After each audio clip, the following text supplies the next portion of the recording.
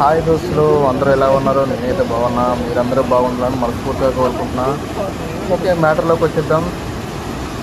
ఇది ఎక్కడో తెలుసు కదా, మన భద్రాచలం, భద్రాద్రి కొత్తగూడెం జిల్లా కిన్నెరసాని. ఇప్పుడు పడుతున్న వర్షాలకు కిన్నెరసాని పొర్లిపోతుంది. చూడండి ఎలా పొంగుతుందో. గంగమ్మ తల్లి పరవలు దొక్కుతుంది.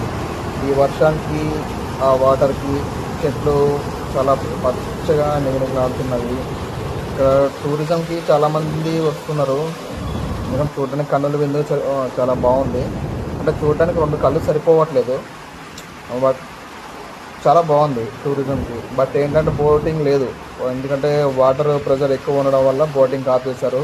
సో బ్రిడ్జ్ మీదకి పోయి మొత్తం చూపించాలనుకున్నాం, కానీ బ్రిడ్జ్ మీద గేట్ క్లోజ్ చేశారు. ఎంట్రన్స్ లేదంట.